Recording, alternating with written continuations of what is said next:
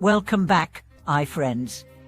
I'm deeply honored to have you here once again. Thank you for clicking into this video today, because what we are going to explore together may just change the way you look at something as seemingly ordinary as a string of prayer beads. Perhaps you've worn them before, perhaps you've seen someone else using them, or maybe you've never really given them a second thought. But today, I invite you to join me on a profound journey, not just into Buddhist ritual, but into a realm where matter meets spirit, where silence speaks, and where transformation begins with a single bead. In the modern world, prayer beads have often become accessories. They're worn on the wrist, hung from rearview mirrors, displayed on shelves, and sometimes mistaken for mere symbols of fashion or tradition. But to those who understand their significance, a string of beads is much more than an ornament. It is a lifeline, a tool, a spiritual compass guiding the practitioner toward presence, awareness, and ultimately, enlightenment. I once had someone ask me, "Why do Buddhists always carry those beads around?" I smiled and replied, "You drive a car with a steering wheel. We drive our minds with prayer beads." My teacher used to say, "The prayer bead is the walking stick of the mindful." What a profound metaphor. A walking stick stabilizes the elderly on uncertain ground. A ma bead biped anchors the wandering mind. These beads aren't just counters for mantras. They are memory devices for the heart. Each bead is a bell that reminds you of your vow, your practice, your return to the sacred. Different materials carry different symbolic and energetic meanings. Crystal represents clarity of mind. Body seeds remind us of awakening. Sandalwood calms the breath. Every bead holds a story, a vibration, and a destiny. Let me share something personal. My teacher had a mala made of clear crystal beads. Under the summer sun, they glowed like drops of water blessed by the cosmos. He once told us, "It's not the beads that are clear, it's your heart that becomes clear as you turn them." And indeed, every time he used them, whether standing at a busy bus station or sitting in quiet meditation, his presence brought peace. He didn't care if there were listeners. He only cared whether his mind had wandered away.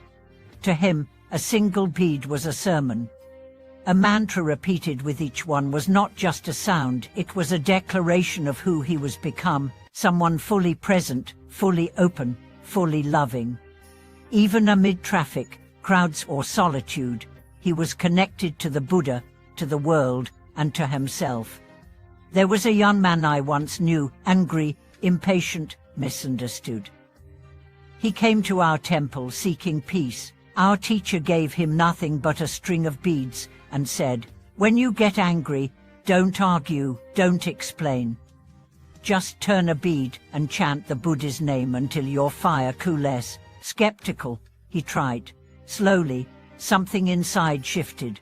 His anger softened, his relationships mended, his life changed.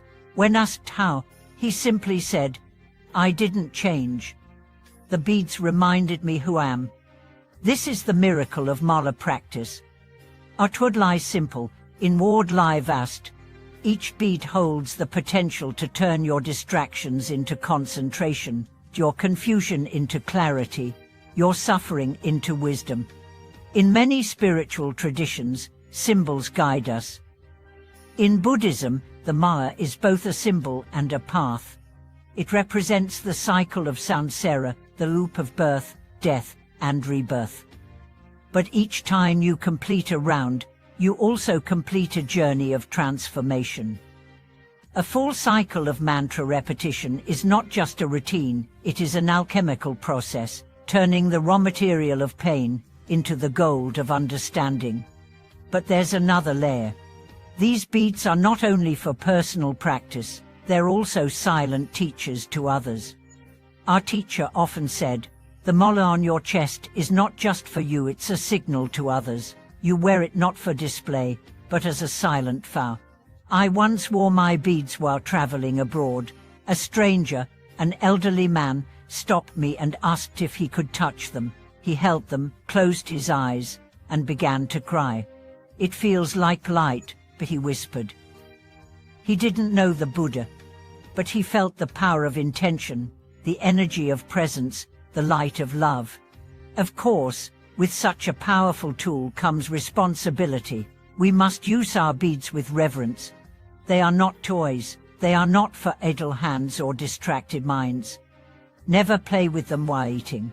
Never fidget with them while others are teaching. Be mindful, be respectful.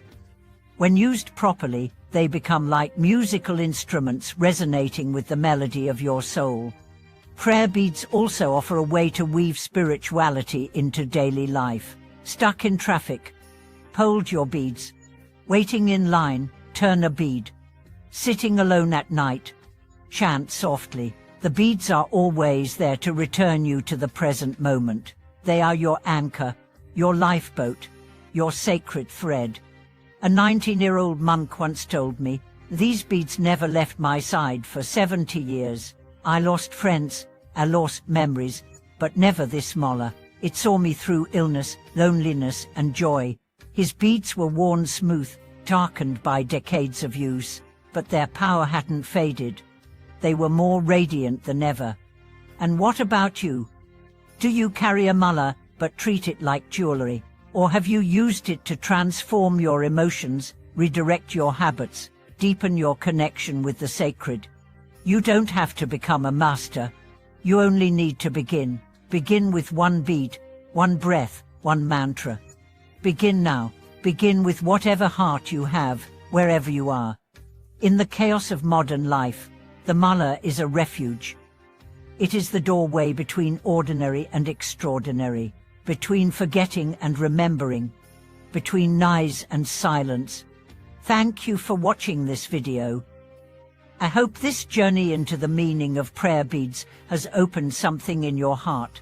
I hope you now see that you don't need to go far or do much to find peace. Sometimes, all it takes is one string of beads and a heart ready to return to the present. If you've had a personal story with prayer beads or a moment where they changed your day, share it in the comments. And don't forget to like, comment, and subscribe.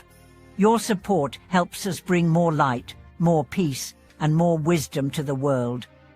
Until next time, stay mindful and keep your beads close.